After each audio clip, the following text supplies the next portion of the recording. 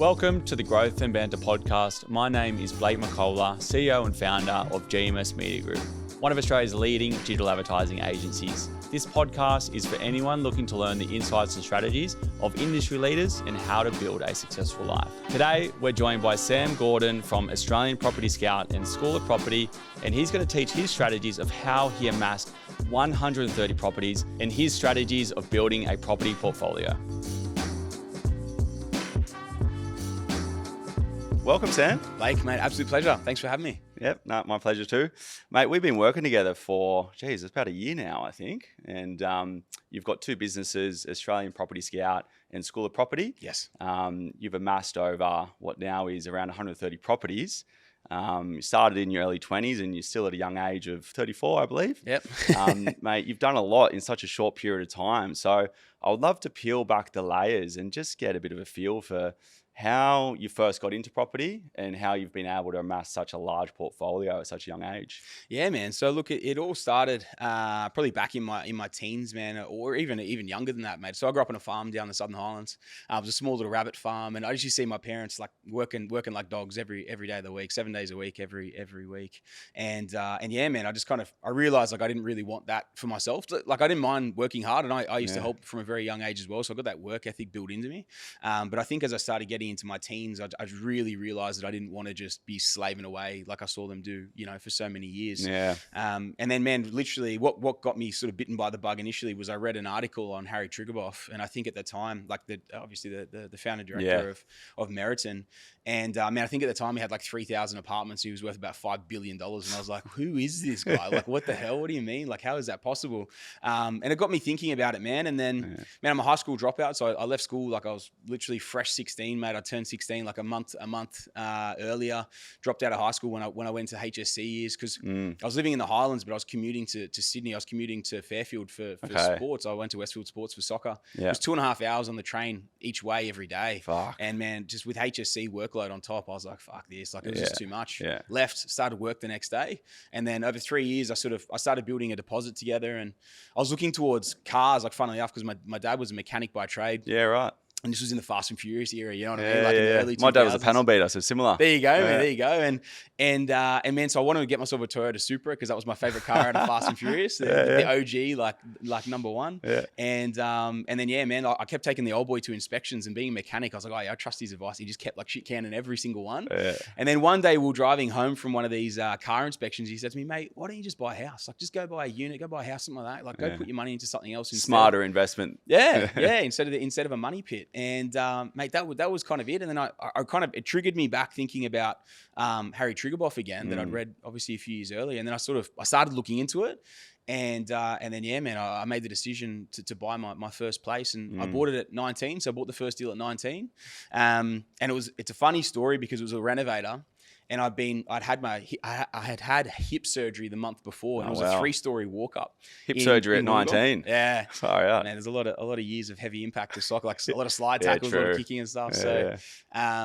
Yeah, man, a lot of years of intensive training. But I'd had hip surgery a month before, pretty much as I bought it. And then by the time I settled, I was like hobbling up these 3 stories of stairs. But yeah, man, renovated that thing. Really started doing a lot of research after that. So I didn't really know that much before I bought it.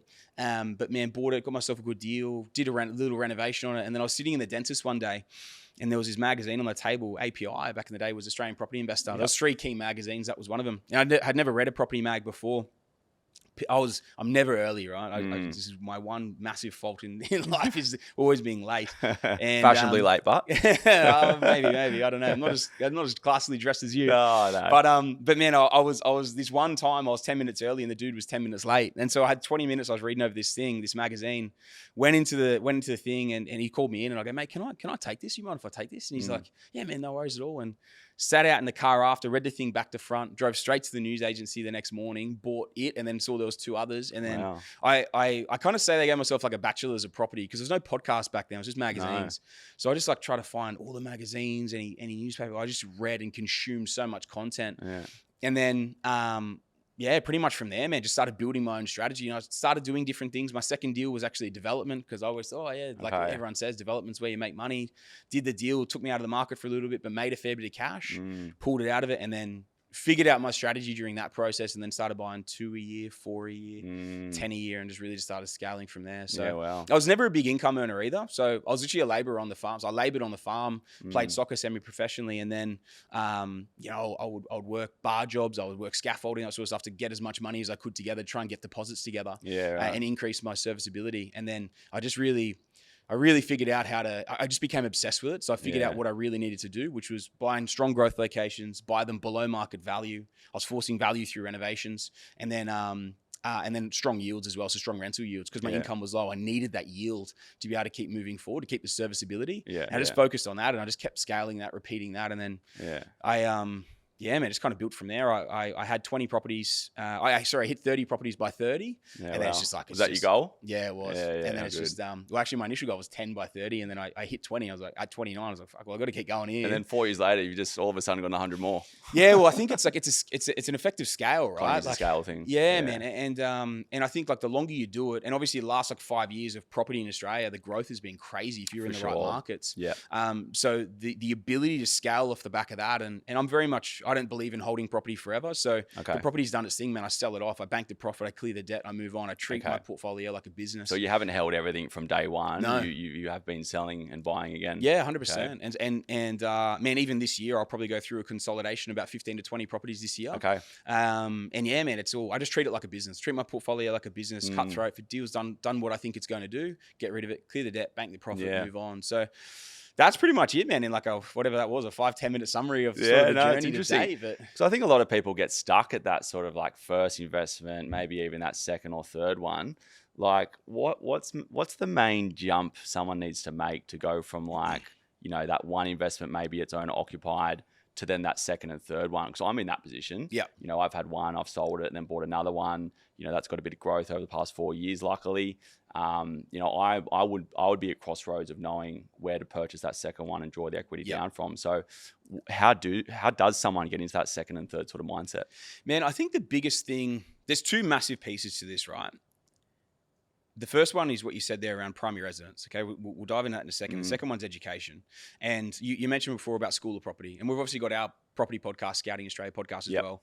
And man, I think the education piece is what so many people miss. And they make uneducated decisions. And it's not from, you know, and I'm not calling anyone out with it. They just don't have the understanding. That's right. And so like a lot of people go out and they buy their first property, whether it's a primary residence or an investment, but they don't actually have a strategy. So they just go, oh yeah, sweet, I'm going to buy property because that's what you do. It's usually emotional, right? Yeah, man. And people hear about blue chip, or they buy where they want to live, or they go, okay, what can I borrow? You can borrow $1 million. Okay, sweet. So I'll go buy a property for 1.2 million and borrow $1 million. And they just like, they don't understand the strategic piece that it takes to really excel.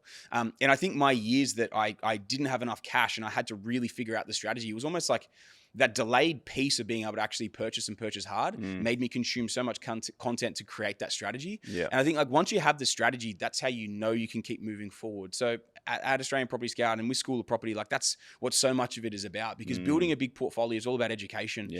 Even if you're on a big income, you could be on $500,000 a year, you'll still cap out at some point.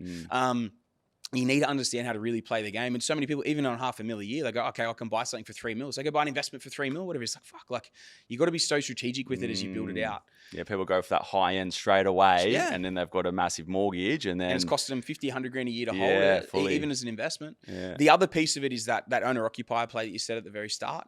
Man, so many people, the great Australian dream and what the parents tell you, and oh, my friends have gone out and bought their own homes, so they think that's what you do. If you're genuinely serious about building a property portfolio and like scaling something well beyond where you probably should ever be able to afford to buy and build and to be able to generate, even from a primary residence perspective, if you go down a rent vesting strategy and you rent where you want to live, which would be significantly cheaper than buying there, and then you use that additional serviceability and that capital that you didn't go and pump into that to build a portfolio somewhere else, you can scale a significantly bigger portfolio and scale it hard and fast too. And I think that's a big thing. Like the primary residence is an anchor. And when people realize that, if they change that dynamic, that psyche in their mind of realizing it's an anchor and that the banks actually look at it as a liability, not an asset, just to reiterate that, the banks look at your primary residence as a liability, not an asset, because it doesn't produce income. It costs you like a significant amount. You can't trade it quickly unless you fire sale it, which they're obviously wary of. So again, it's liability, not an asset. So it's kind of flipping that. Man, so much of what it takes to scale a portfolio is like the complete opposite to what everyone thinks about property. So it's actually more mindset and a system, just like a business, like you said, is set up, because without a system, a business will never operate, right? 100%. And there is a big stigma too of exactly what you said then, building portfolios and then renting, right? So like, I know yourself, you've got obviously the portfolio you have, and then you choose to rent where you want to live. Yep. So talk us through maybe like the misconception in the media and the public of why that's a better strategy versus owner occupy and, you know, in investing. Yeah, for sure. So, man, like the house I live in on the Gold Coast, man, I'm on the canals. It's a massive house. I think it's like 6 bedroom, 4 bathroom, massive pool, canal front, all the rest of the stuff. I don't say that to brag. No. I say it to paint a picture of the size of this house and what it would be worth. It'd be worth about $5 million. Cost me $2,000 a week to rent it. It's $100,000 a year, right? Or just over 100. Call it $104,000 a year, $2,000 on the dot. If you were to buy that, $5 million, 20% deposit is $1 million. Yep. So you've just put $1 million in, plus your stamp duty. 10 times. Plus your stamp duty, which is probably on that would be around $300,000. $200,000-300,000, something, I don't know the exact number. Yeah. But your mortgage now on a $4 million asset in your own name, man, would be about, I don't know, again, the exact number. It would be probably $300,000-400,000 a year. You know, so even call it $300,000 a year in expenses. So not only have you tipped in another, let's say $1.2-1.3 million just to get into it, but now your actual repayments are, let's say $200,000 more as well. If it was $300,000 a year in mortgage compared to $100,000 a year to rent it. So you've just done yourself out of $1.2-1.3 million worth of cash and $200,000 a year that would go towards servicing, which is probably $2 million worth of servicing. Or actually, no, it would be even more than that. It would probably be more like $3-4 million, because you're also going to get rental income on those properties as well. Yeah. So, man, like I've built a massive portfolio. I've got a huge amount of equity within it, but like it just, at the moment, I haven't finished building my portfolio to where I want to get it to. So it doesn't make sense yet to go and buy the primary residence in my own name, which would just anchor the rest of the portfolio journey. So makes complete sense. Yeah, man. It's one of those things. I think if you're serious about building a portfolio, that rent vesting strategy is so prudent, especially in cities like Sydney, you know, Gold Coast, Brisbane, that are very, very expensive to live. Anywhere blue chip, when the prices start to get significant, like very, very high, the rent to rent that property is actually so low in comparison to ownership. So it just still makes so much sense, man. And you've also got the risk of that property potentially not even increasing and therefore not even drawing any equity out of, and you've got the interest to pay off too. So, you know, even if you are drawing equity out of it over time, you might be worse off. You know. So yeah, I completely get that. But someone being able to also afford $300,000 a year in mortgage plus the 1.3 million to get into it versus just $100,000 a year to rent it. That's $600,000 salary. Yeah, seriously, man. Seriously, 100%. Yeah. So, dude, it's just like it's so much more of an affordable thing to be able to do, and again, enable you to do so much more. Plus, still live the lifestyle you want, but maybe park that purchase for 10 years while you build out the portfolio. Then come back and buy it when you can afford to buy it easily and have already built out the portfolio as well. Yeah, absolutely. So you've had Australian Property Scout. That's obviously your buyer's agent's wing. School of Property, you've just recently launched, and you know you're doing great things with that this year. Thank you, mate. That's obviously about the education, like what you said, and mindset is obviously a big shift here in order to get into that ability to understand the system and learn that, you know, and I think a lot of investors too, they'll only invest into the areas that they know. And then that's the position I'm in right now. I only know the Sydney market. So talk us through what you educate and what School of Property is about and how the customers can benefit, and I guess like how it becomes sort of more of a national perspective and not just where you live. Yeah, man. So to give a 30-second, 60-second elevator pitch on School of Property, there's 13 modules within it. It goes all the way from fundamentals. If you know nothing about property, the fundamentals are there to give you, I think it's about 25, 30 lessons that are just the absolute basics to give you the overview of it. And then, man, it goes into the Trident formula, which is effectively understanding what properties you should put in your portfolio when. Then it goes into the strategy piece, so actually how to build out your strategy using the Trident formula. And then, man, all your creative lending, structuring, advanced investor strategies, location research, case studies. There's additional podcasts in there that are like a little bit too juicy to put on the open platforms and are literally hidden and put into there. More educational stuff. And how to build 60, 120, 250, 500,000 net passive. All that sort of stuff, man, is all like locked away in this vault where I just like I give everything. You know what I mean? Like everything's on the table. And it's funny. I did an investor story on Wednesday. We're recording this on Friday. Yep. I did an investor story on Wednesday, and I asked him about School of Property because he started talking about it. This is a client of mine who's been working with for 4 years. And he's like, it's funny because like, it's just that extra like 5 to 10% that's never ever discussed or unlocked that unlocks that completely different level. Yeah, you know what I mean? yeah. So it's like, man, that's the idea of it. It's kind of like unlocking that education piece that will go to the next level. And it's in my opinion, man, it allows people to understand the mastery piece of scaling a significant portfolio. You asked before around like what stops people from getting, going from 1 to, 4 or 10 or even 1 to 2 to 3 or whatever. It's understanding all these different pieces. And yeah, man, that's the way I built it out is it's in a way, if you start it from the very start, whether you're an advanced investor, if you're an advanced investor, maybe you skip the fundamentals. But then beyond that, man, anyone that's not a seriously advanced investor, start the fundamentals, work the whole way through. And the idea is just to build that complete knowledge base. So by the time you get to the end of it, you're like, okay, sweet, I know how to build a big portfolio. Yeah. And like, you're not just focused on residential either, right? Like you've got a mixture of commercial and resi. For sure. I've just moved units, about to move office, and we're considering, potentially purchasing an office, but not right at this stage. But yeah, talk us through the strategy with commercial, because residential, getting your head around that's one thing. Commercial, that's a whole nother kettle of fish. What's the difference? How do you sort of search for those commercial hotspots? Yeah, commercials, it is very, very different, man. You can make great capital growth from commercial as well. But for me, man, like I know so finitely how to make significant gains out of resi that I focus on resi for growth and I focus on commercial for cash flow. So I've got a significant number of cash flow deals in my portfolio that are residential. So commercial is better for cash flow. Yeah. Okay. Yeah. So it's in your net yields, right? So often, especially at the moment, because we've seen so much growth in the residential markets, the cash flows are terrible, especially the net cash flows. And so, when you work out commercial assets, you're almost always working on a net yield basis. Yep. And so you might be sitting anywhere between a super blue chip, something like a Servo or a KFC or something like that might sit at like a 5% net return, right? Which is still very solid for that style of asset. But then you start moving into different spaces like industrial, warehousing, potentially medical centers, things like that. You might be sitting around about a 6% net, which is quite high. If you compare it to residential in a lot of areas, residential at the moment in Sydney, you might be sitting at like 1 to 2% net. Yeah. Like nothing, right? And even in like your other smaller cities, maybe you're sitting at 3-4% net. Yeah, so Sydney's pretty capped out, right? Like I had Alex Phillips on, and he said like the growth that we've experienced over the past like 5 to 10 years, probably not going to experience that level of growth in the next 5 to 10 years. For sure. Those affordability levels are absolutely cooked. But in a nutshell, man, commercial is all about the yield play.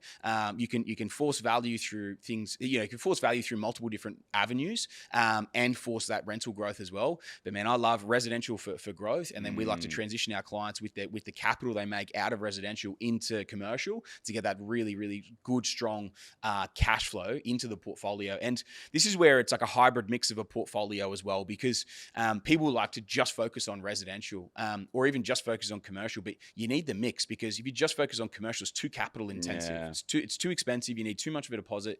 You need to build it first in resi. But then if you think of resi for an entire portfolio, your net yields are too low.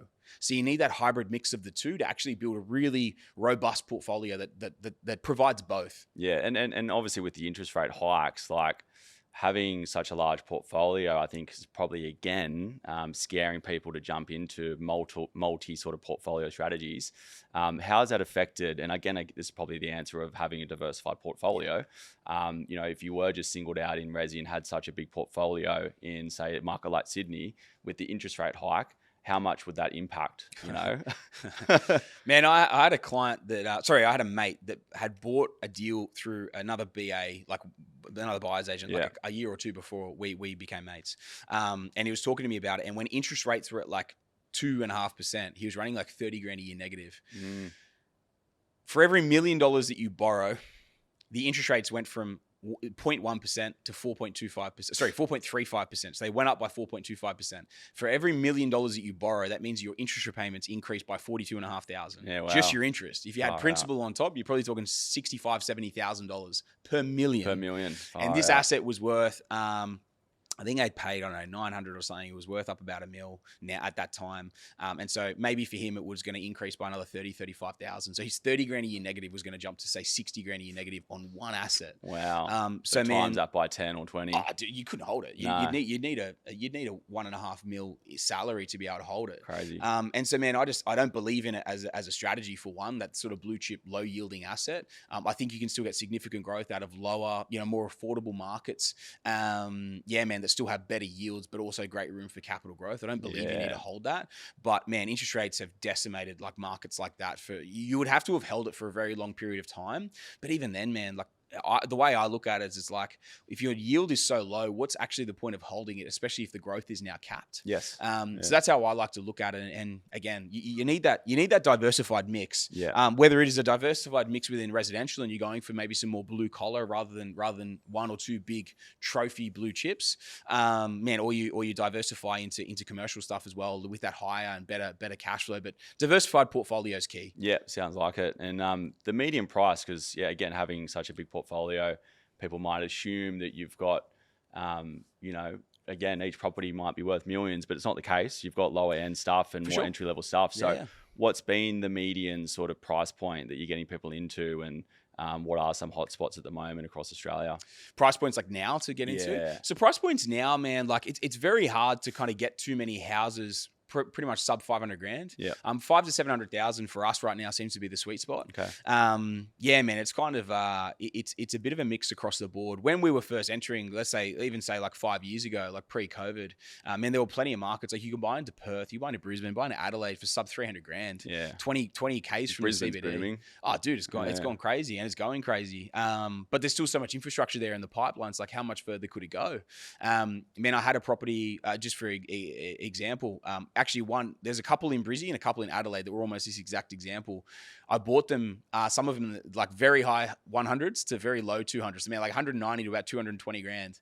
And I'm taking them to market at the moment for circa 600,000. Wow. In 5 years. Fuck. So it's like, it shows, I bought them well, and the market was very undervalued at the time, but it shows like what you can sort of produce out of markets like that. Yeah. But those days are gone of being able to buy properties for circa 200 on the dot. Yeah. But yeah, man, there's still some opportunities in the 3s and 4s. But we see the sweet spot at the moment of like markets that have a little bit more affordability, sort of sitting between that 5 to 700,000. Yeah. Good rental yields, good houses, good affordability, so good room for capital growth.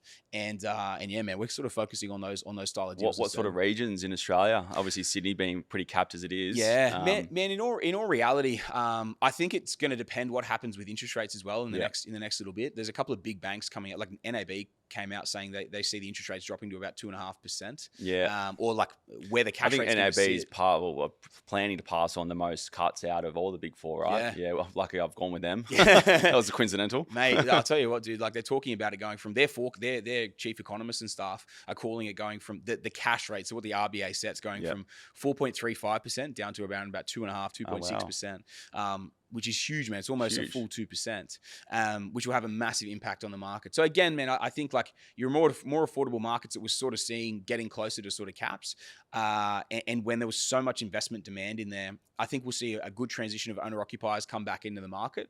So, man, cities like, I think Brisbane will keep running. I think Perth and Adelaide still a good run in the tank. I think there's a lot of regionals that still have good growth left in the tank as well. And Melbourne looks like it's finally shaping up. But there's a few anchors sort of on the cards for Melbourne as well. They had massive land tax reform. They had massive tenancy law changes. So there's a lot of things that have sort of changed there that have really pushed investors away. They limited the urban sprawl, didn't they, in Melbourne? Or is that still the case? Yeah, I mean, they're always chopping and changing, man. Like literally every 2 to 3 years. Yeah, that was actually 10 years ago because I used to work in an education company that did property investing. Okay. That's how I met, we used to market a lot of coaches and stuff like that. But back then, I remember there was some sort of limit there with the urban sprawl in Melbourne. Yeah. It's probably changed a lot now. Yeah, man. Yeah, it's they're constantly changing. And the other thing as well is they need to bring more housing supply on the market. They changed the urban sprawl and then went to high density inner city living, and then the high density inner city became so oversupplied it wasn't funny. So then I think they've transitioned back out because there's just like there was thousands of apartments empty in the Melbourne CBD. So Docklands and all that sort of stuff, man. It was crazy. Yeah. Like literally towers like nearly empty. So it was crazy. Really? Yeah. So they've stopped that. Yeah. Wow. Mate, from building such a big portfolio and going through meandering different strategies, I'm sure you've been hit with plenty of adversity, and not every property I'm sure is a win. What's been some of the biggest crossroads and challenges you've had in building such a big portfolio? Man, the biggest thing for me was realistically probably lending. Yeah. I probably can't overstate enough how much of a low income earner that I genuinely was. The most I ever made out of PAYG after 12, 13 years as a PAYG income earner was it was just under 100 grand. Yeah. So literally like what you've done, anyone can do, you know, man. From a medium point of view. For sure. I mean, it's like, it might take a little bit longer, but I remember when I looked at it, when I was starting properly in the like 2011, 2012, and I remember looking back going, man, like the guys in the 2000s had it so much easier. I'm never going to be able to do it as well and all the rest of it. But man, there's always opportunity. You know, there's always opportunity. And I think it's definitely possible, but that lending issue that I had, and I hit a lot of serviceability caps. That was my biggest thing. I hit them a lot, man. And it was really figuring out how to navigate that, and having a great team around me was what it was all about. So again, the whole point of School of Property is showing people how to actually navigate it. All those lessons, man, they're literally, I've been investing now for just over 15 years. Yeah. So it's there's so much to learn about the game, man, to finesse it. Yeah. But the lending caps are probably the biggest thing that held me back. If we talk about probably like lessons within properties, or probably like the biggest like near misses. Yeah. In COVID, I'm always one to like roll the dice and go pretty hard. You know what I mean? Especially when I see opportunity. You got to have risk appetite, right? 100%. Yeah. And so one of the last deals I bought in my 20s that made me hit the 30. It was this duplex site. And when I bought it, when I went under contract on it, it was about 6 months out from settlement. It was a late settlement. And man, when I bought it, lending was fine. And then when it was coming up to settle, it was settling in May 2020. And I bought it, I think, around about September, October 2019. Now, everyone will probably remember in March 2020 was when COVID probably hit and everything got cut. And so it was vacant land, right? And so no banks would lend on vacant land. So I had to strip equity out of like all my different deals, and I was already like pretty maxed, and I was like stripping equity out of everywhere because I had to settle this thing in cash, because I couldn't set, and I had a 20% deposit. I had like, I don't know, 60 grand or something down on this thing. Plus I'd paid stamp duties. So I would have had to walk away from, it was something like 70 grand or something. So I was like, I can't walk away from that. I need to make it work. And when you think about it, like 95 grand a year or something, your take home net at the end of a year is like 75 grand. So it was almost like a full year's of like net income that I would have had to have walked away from. So man, I was just like, I had to pull equity from everywhere to try and make this thing happen. I settled it in cash. I extended it 3 times, and I literally pulled it together like a couple of days before when they were fully going to terminate the contract, because they were trying to help me out. Like they knew what was going on, but then the developer after a while just goes, we need to clear, like they were getting worried about COVID as well. And like, we need to clear this thing. Everyone was under the pressure. Man, 100%. And then, I pulled it from everywhere to get this thing together, settled on it in cash. And then to put it in perspective, most people were getting money at around about 3% at the time. I got private lending to actually get the build done because I couldn't carry like because I pulled all my properties up. I had all of a sudden this extra cost associated with with settling this thing in cash. And it's vacant land, so there's no income. So I went private lending, man, and I think it was, from memory, it was about 13% that I was paying with no income coming in on it to get this build done. But I was like, I had no alternative. So, so the most leverage you've probably been. I was cutting it pretty fine. But what I found was like, when I went really hard to get all this equity out, I pretty much put it across the board, and my broker refinanced all these different lenders, and all of a sudden I had about, because we pushed to get everything out, to get anything done in time, because we didn't think we were going to make the cutoff.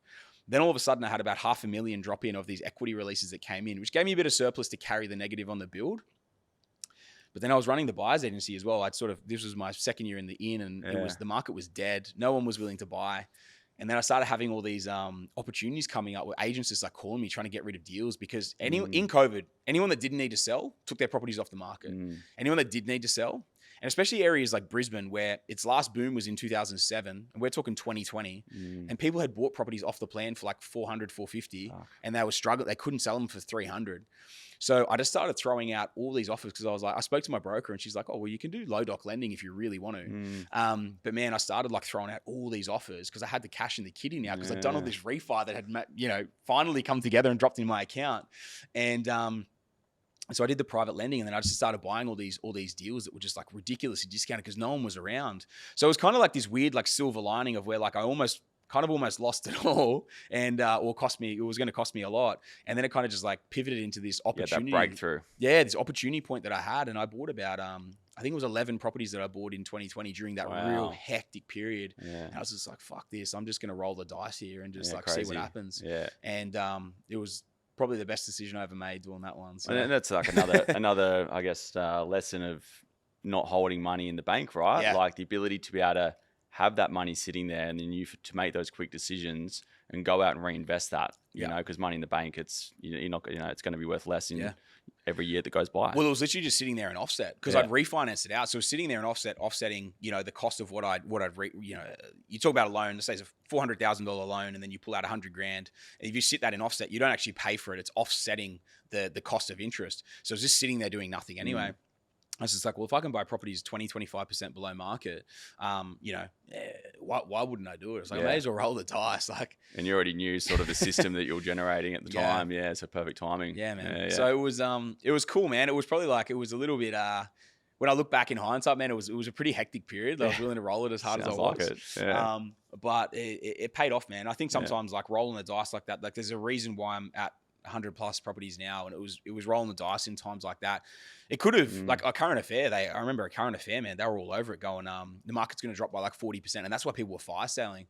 And I was just like, oh fuck, it's going to go one way or the other. Is this all going to go on the can, or this thing's going to take off? So I had Theo Chambers on, and we were talking about how the fear mongering in the media plays such a big impact into the sentiment and value in property. 100%. Not so much the interest rate cuts, but more so what the media is projecting out to the public. And that's an example of the media fear mongering and then therefore knee-jerk reactions happening. So like, how important is media in the process for this sort of stuff from a positive and negative point of view? And I think this is where it's really important to sort of understand. I haven't watched the news in about 10 years. Yeah, I fucking hate watching it too. It's all a load of fucking shit. It's how do they get the biggest headline, get the stories, get you hooked, get you watching, get their ads played. That's where they make their money, right? And even online, it's worse because it's clickbait. They have to get traffic in order to 100%. Consume advertising in order to get their downloads up so they can sell it for more, man. And it's getting even more vicious now because the margins are getting so much smaller and it's not really working. More competitive. So yeah, man, exactly. So mate, it's one of those things, man. With the media, like I tell everyone, if anyone ever brings a news article to me, I just go, mate, I don't even give a fuck what anyone's writing about it. Yeah, 100%, because it's just like, mate, they're throwing headlines out there to grab you. You know what I mean? If it's someone that I trust their opinion or I value their opinion, then it's like, okay, yeah, sweet. No, I'll read into it. Like, and maybe another commentator in the property space that I respect their opinion. But mainstream media, like what everyone has to understand is they literally get paid to get eyeballs on their articles. That's it. So how do we get as many eyeballs as we can on their articles? Throw out a huge headline that's like crazy. And so often it'll either be the market's crashing or the market's booming, Gen Zs will never be able to buy, all this sort of stuff. So it's like one way or the other. So you got to block that stuff out. And you need to be aware of what's happening, because it's the same as like interest rate cuts coming through, immediate sentiment change. And the reason for it is because they were still on a knife edge whether they needed to put it up another one or two hikes, right? Yeah. Because of inflation being sticky and not being able to get it in target band. Then it's dropped into target band twice. Two, I think it was 2 quarters in a row that they've had it now within target band that they were chasing. And month on month, it's still trending down. So it's doing its thing. Now you got all this sort of stuff going on with the tariffs and all the, all the rest of stuff. So the economy's slowing, so it's one of these things, man, that now we know that our rate cut's going to come in. Well, it's already happened. And now they're talking about such significant cuts coming through. You need to be aware of that sort of stuff as well, because you can't block it all out, but you've got to be aware of how that's going to impact the market. You got to take it with a grain of salt. For sure. But, and you've just got to understand the way the market sentiment will shift, because the market ultimately is driven by the herd. So you want to understand what's going to happen with the herd as early as possible, and you want to try and get in as quickly as you can before that shift comes through and before that market sentiment shift comes through, specifically with different markets. And then when you can understand that and you can get in early, that's where you get your biggest gains. Yeah, so if you look again, Brisbane in 2019, 2020, Adelaide, same time frame, Perth 2020, 2021, before the herd came in, like that's where we were buying in all those markets. Man, great deals, great discounts. Market hadn't grown in like 13, 14 years, super affordable. And then bang, herd comes in, doubles in 3 years. Yeah. You know, so it's look at the example before I gave of like the Adelaide and Brisbane deals, man. Some of my deals have tripled in 5 years. So it's really just, as well. Yeah. And that's what it all is, man. It's understanding where that market sentiment is going to impact what market, because it's not broad brush. It's not everywhere. Yeah, man, it's understanding how to utilize that to your advantage. So don't be swayed by it, but just understand what it can do, if that makes sense. Yeah, no, it's such a good point. And yeah, something that I think a lot of people, we don't realize how constructed we are and controlled we are by what goes on around us. And there's so much content getting served to us every day. So we've got to be careful with what we consume. One of the other things is your circle as well. So like, For sure. you know, you may block it out, but then what are your friends watching? What are your mum and dad watching? What's your missus or your who's boyfriend in your watching? ear every day telling you what to do? 100%, because that will impact you as much, if not more, than the media. Because you watching it might be like, oh yeah, whatever. But then someone else saying it to you, like a trusted person that you know saying this stuff to you. Parents are the biggest one. Like if you wanted to build a portfolio, you wanted to keep your head above water and like not be stressing, you got to be very wary of your parents, because our parents, mine were exactly the same. I need to tell them, like, I don't need to hear what's in the media. I'm sweet. Because of that older generation. They used to sit in front of the telly at 6 o'clock every night and watch the news bulletins and all the rest of it. And it's such an impact on them. They're so used to it. And I think the media back in the day probably was a little bit more legitimate than it is today. You know? So then they haven't probably realized how illegitimate it's become. For sure. You know? For sure. Whereas it definitely wasn't as much of a vested interest. Whereas now it's like, how do we get those eyeballs? That's right. Yeah, it's fucked it. So let's talk about the transition. I mean, you've got obviously a lot on your plate. You've got your podcast. You're doing a lot of personal branding. We'll get into that in a second as well. Australian Property Scout, and GMS has been helping School of Property over the past 6 to 12 months. And, you know, we sort of built up the system in order to, you know, get more sort of eyeballs on sort of that program.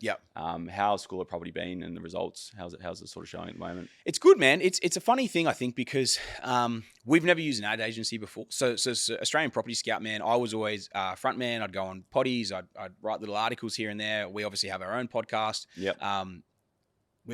Without sounding arrogant here, we're very good at what we do.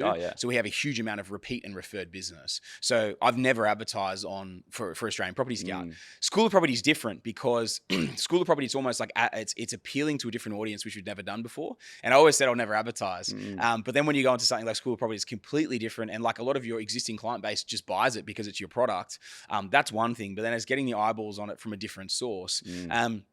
I think, to be honest, man, like initially it's almost like a bit of a teething process for both sides as you're figuring it out. But especially probably for me, who was so vehemently against ads, you know what I mean? And it's like I was literally swore I'd never do it. And then I got this different beast, this different machine that needs that to sustain and to grow and scale as well. So I think, man, like especially that initial piece, which I think is natural, especially after talking to a lot of people, it's learning how it goes. And then I think we've definitely got it like a lot more dialed. It feels like, especially in the last 3 to 6 months, it's become a lot more dialed. And then I think it's just going through that process now of scaling those things to a different level. Because when we got it dialed at one point, I hit one of your boys up. I go, boys, it's going well. Let's 5x it. You know what I mean? But it fucking, like, I didn't realize the way it's like blows shit up when you just do that. You can't just, and this is me with my ignorance around that side. And you got to leaning on the people that know what they're doing with it to kind of take that structured and measured approach to build as well. So it's been eye-opening for me, man. It's been good.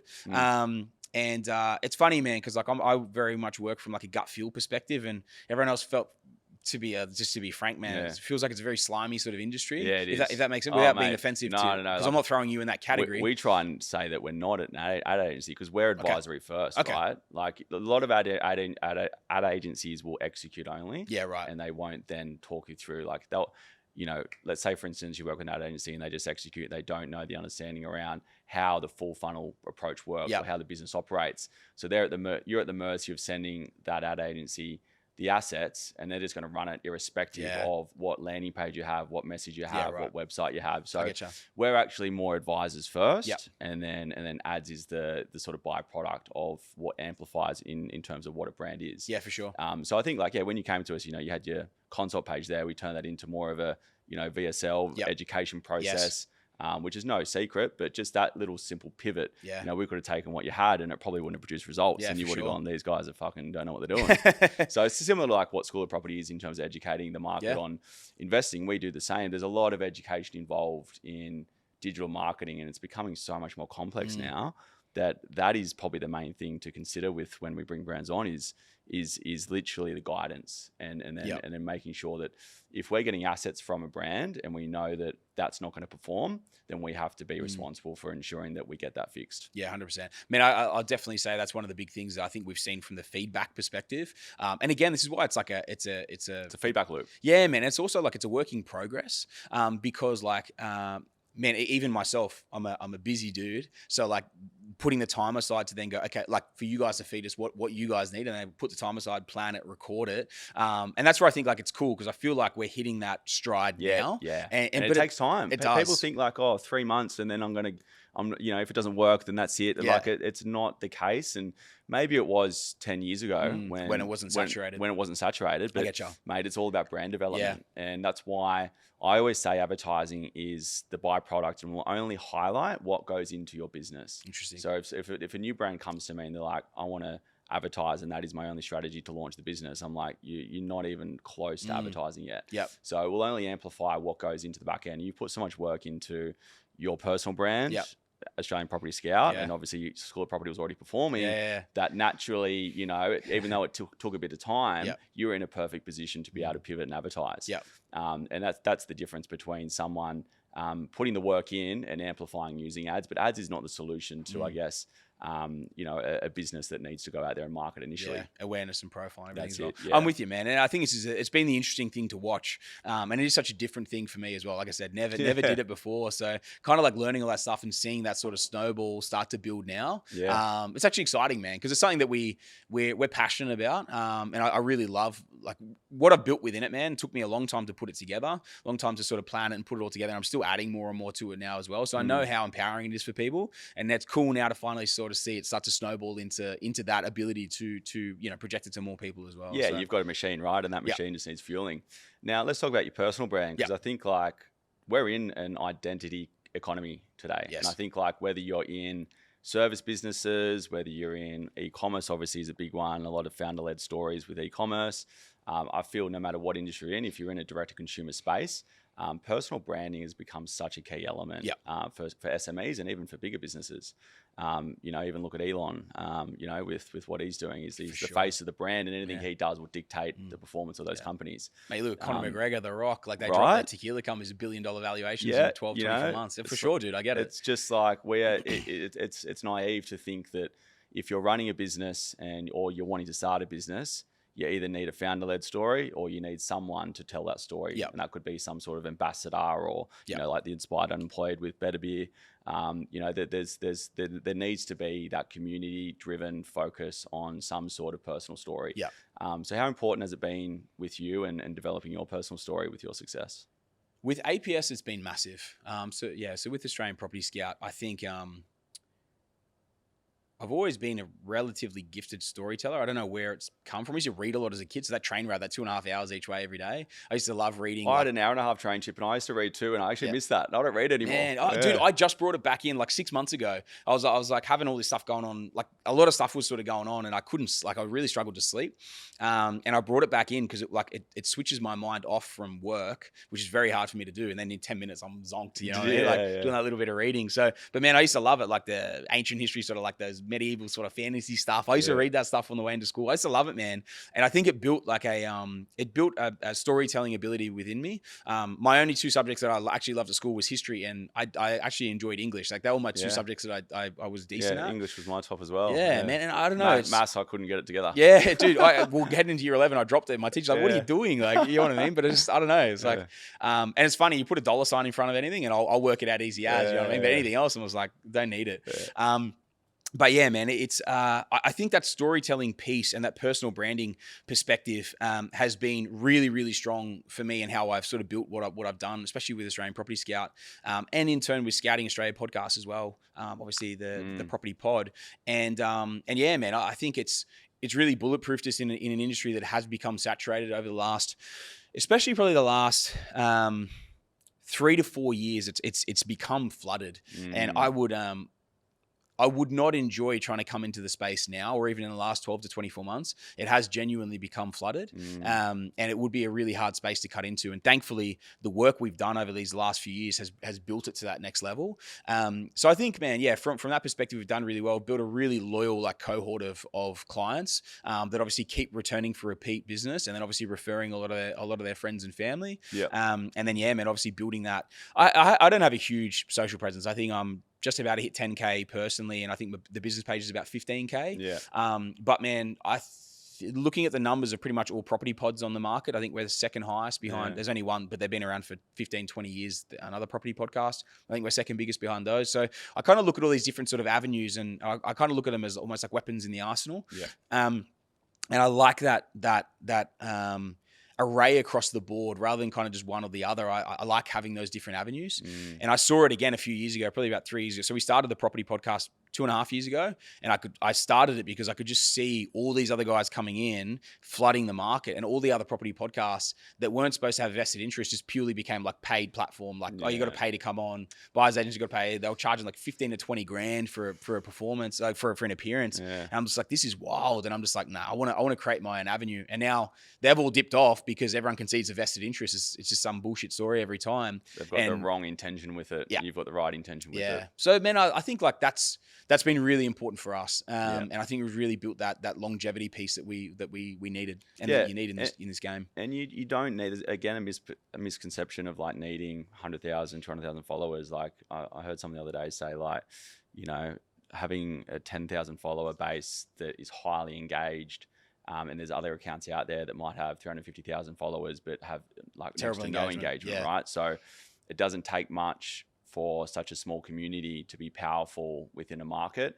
And not only that, you've probably got a lot more people looking at your profile and engaging and doing that research than people are actually clicking that follow button. Yeah. So it's another tool to build that trust and authenticity. And I see it as like an omni-channel strategy. If people are looking to either buy through you or go through School of Property, they're going to be doing their research. Yep. And you need to be able to show up on Google, you need to show up on socials, and it just creates that extra touch point and value add in order for people to make that decision to build the trust. I think the other big thing, man, is I really think it depends what industry you're in. And so this is why I agree with you completely, especially with a service-based industry where it's so high ticket. Because it's a high ticket game, you don't need 1 million people following you to make a margin to do okay. If I look back at myself 12 months ago, man, I probably had, 2,000-3,000 followers, and I posted 3 times a year. Yeah. You know what I mean? But like the business was still good. But like it wasn't like I really needed it. The business page was bigger. It might have been at 7,000 or 8,000 or something like that. But the podcast was large. And I mean, I think it's like realizing what industry you're in, and do you need volume or do you need a hyper-focused audience, a hyper-engaged audience? And this is where I've realized like it's good to have a big audience, but it's just like, how many people do you actually need, and how many people are actually able to pay the sort of money that you charge for your service? Whereas I think if you were like a low ticket, maybe you were selling SUPs or meal plans or something like that. Yeah, right. You probably want high volume. Yeah, you want 500,000, you want 1 million, because that's how that economy of scale is so relevant to the product that you're selling. But I think the really cool thing about probably both things that we do, and obviously I've got multiple things that we between School of Property and Australian Property Scout. I don't need this huge audience to be able to meet that demand or meet the sort of requirements or goals that we're chasing as well. So I think it's understanding what someone actually genuinely needs. And if you're in a niche that is a high ticket item, you don't need this crazy following. You said that hyper engaged. No, that's right. Yeah, and you hit the nail on the head there. Like a good engaged, you don't need high followers, and then advertising will supplement going out to the mass market for sure. And that will keep people top of mind. In terms of, obviously you mentor a lot. School of Property is about you and your lessons and your education. At a young age, being that mentor, I'm sure you have to tap into others, when you reach crossroads. Like I've got a good amount of advisors sort of helping us steer our ship. We're 9 years in business now. We're moving into a new office and creating a whole another ecosystem, another agency, and, partnering with a few others. So I've had to put my hand up and find the right advisors to do that. Who are the people that you sort of lean in on? Yeah, man. Without probably naming my coach, because I don't want him to get flooded. That's okay. But I actually absolutely love the coach I've been working with. I worked with a few mentors beforehand. I just found it wasn't that personable. Yep. But I found that when it was a specific person I started working with very closely, and we built quite a good friendship as well. Like we're good mates. He helps me with personal shit. I help him with personal shit at different times as well. We have a really, really good relationship, and he has been instrumental in what I've done.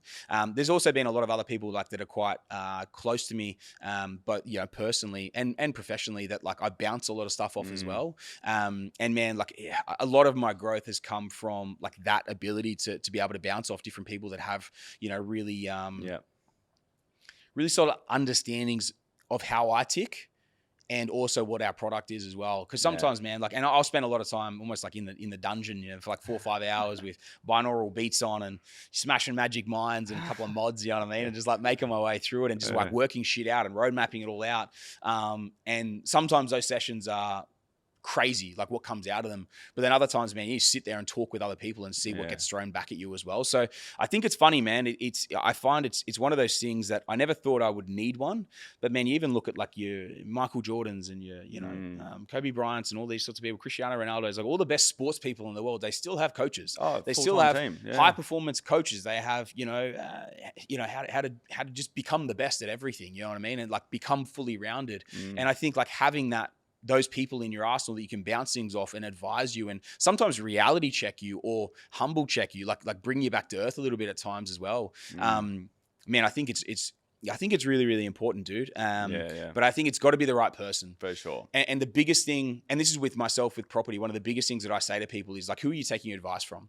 Have they done what you want to do? And not have they done what you want to do after making $1 million in a buyer's agency or an advisory or whatever it is? Have they done what you want to do in the position that you're in? And that's the one thing I can look almost everyone in the eyes and say, I was making what you're making or less and built X amount of, X amount portfolio. So I think that's really important because yeah, man, like you need someone that's walking your path or has walked your path to show you how to do it. Yeah. Because if someone's making 300, 500 million bucks a year and you're making 80, they can't really show you how to do it because they haven't done it. If they haven't done it. Yeah, for sure. I agree with that for sure. Yeah. And I think like, look, your network is your net worth. And I think along the way without, not even just mentors, but having people there, that everyone I have on this podcast is through some form of connection and, the ability to be able to have and tap into that network. And I'm sure you're great at being able to go and meet new people and you never know where that ends up. And, even how we met through Jeff Jowett. Jeff Jowett was one of my first clients. So shout out Jeff Rowe. Big Jeffy. And like just people like that, and he's been instrumental in, paving the way for me in the beginning, early days, without him, I probably wouldn't be in this network we are in today. And also we wouldn't have met. So it's just like, that 1 degree of separation, I think is really important and not just having a mentor, but having, like you said, good people around you is really important. For sure, man. For sure. No, I couldn't agree more. So the next 12 months, what's that look like for you? You're at 130 properties. What's next? Yeah, man. I'm not really that sure, man. I'm a very goal-driven person, but portfolio-wise, dude, I just tackle things as they come. We got a really big team across the country of trades. Yep. So like most of the stuff that I buy is like houses that we wouldn't give to clients or that have crashed with clients or whatever, and like we can't make it work. It's too risky for a client to take on that deal. So I'll take on that deal, put X amount in for a renovation, knowing that I'll make X amount off the back of it as well. So man, I'll just keep pushing from that perspective. I want to keep growing School of Property. Yep. Australian Property Scout. Maybe a hyper focus on those two at the moment. I've also launched the Top 1% podcast where I'm interviewing a lot of like really high performers. And just like that's a bit of a passion project for me as well. But man, I just keep pushing forward, man. I set different goals as I go.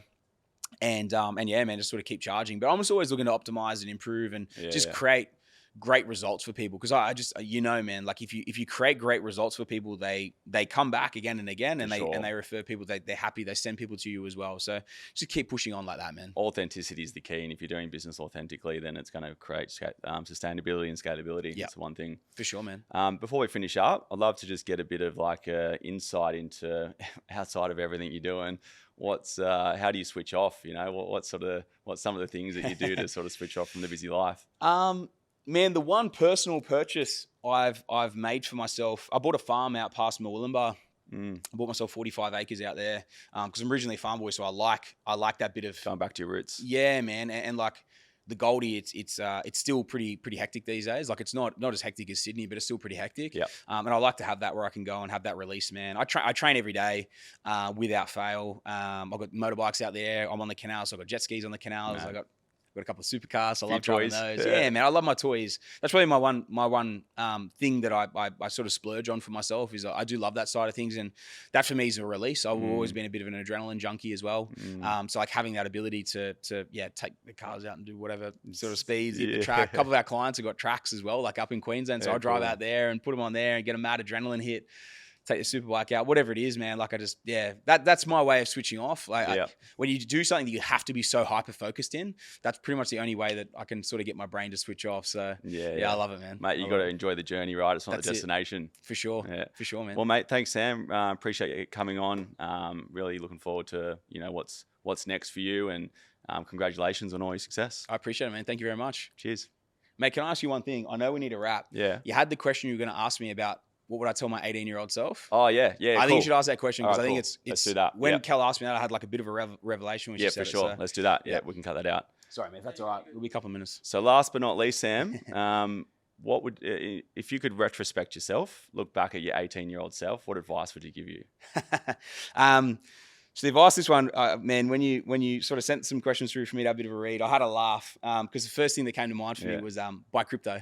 If I was to tell myself one thing, I'd say, but it's a joke. I answered the same thing actually when I got Did you really? One of the first podcasts. And that's how I got this question. I said buy Bitcoin. Yeah. Sorry. That's what I meant. Buy Bitcoin, right? But I said it. I say it in complete jest because when I look back, man, so I'm 30. I'm actually 35 now. I'm not 34. Okay. I don't remember that. Same as me. I'm 35. There you go. Okay, sweet. So, mate, when I look back, it's a funny thing because what would you tell your younger self? And I look at where I'm at right now, and I've been through a lot of shit. Yeah. There's a lot of scar tissue in here. There's a lot of lessons, learnings, mistakes, failures, wins, all of it culminating into who I am now. So in all reality, man, if I was to rewind and or tell myself something, it would just be probably the only thing I would say is back yourself, but just fucking go, because man, I wouldn't change anything. I've had years of serious hardship, making fuck all money where I should have gone and I shouldn't have been working on the farm making 35 grand a year or 40 grand a year or whatever, where I was significantly better and I could have gone and been doing better things. But I know without a shadow of a doubt that if I was 5 years earlier into my wealth creation journey and I'd had the success now, if I had the success now at 30, or if I'd had the success I had at 30, 31, at 25, I would have fucked it all up. Yeah. I would have blown it all up. I wasn't mature enough. Yes. I was too much of a hothead. I was It's a big lesson. Man, so much. And so I look back now, and even though I'm 35 now, and everything I've achieved, man, I wouldn't change any of it because I know that if I'd had it earlier, I would not have been humble enough to be able to accept it and retain it is probably the biggest way, right? We talk about Jeffy Jowett, man, the success he had at all these different ages and blowing everything up is because he wasn't mature enough. And we've spoken about this before, he and I very, very candidly about it as well, man.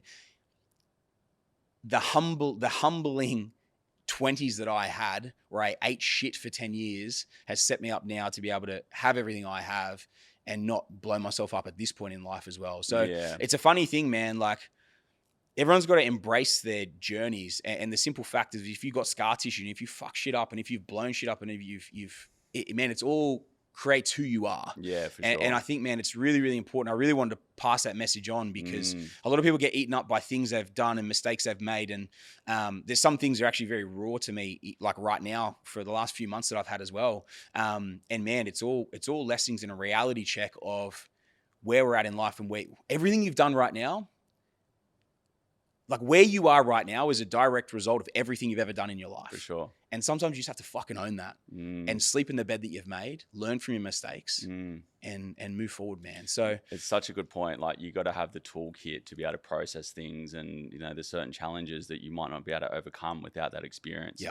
And maturity, I'm a big believer in that as well. There's certain moves I'm making that I wouldn't have been able to make 5 years ago. Yeah. Probably even this podcast, I probably wouldn't be able to do a good job of it if I had done it 5 years ago, because I've had to learn the experience and be surrounded by people and you know, learn those hardships to be able to relate. Otherwise I would be sitting here probably having more shallow conversations. Yep. So yeah, you're dead right. Trust the process, back yourself, and mate, everything happens for a reason, and you're in the place you're in right now for the right reason. Man, and nothing's a loss. As long as you learn from it, nothing's a loss. And it might fucking hurt. It might be expensive. You know, but at the end of the day, man, nothing's a loss as long as you learn from it. It's Absolutely. just a lesson. Mate, life's hard, but enjoy the journey. That's it, man. Yeah. That's it. You got to embrace it. Yeah. Well, cheers, Sam. Appreciate you having you on. Congratulations on all your success, and I'm looking forward to what the future holds for you. Thanks, Blake. Appreciate it, buddy. Same to you. Cheers.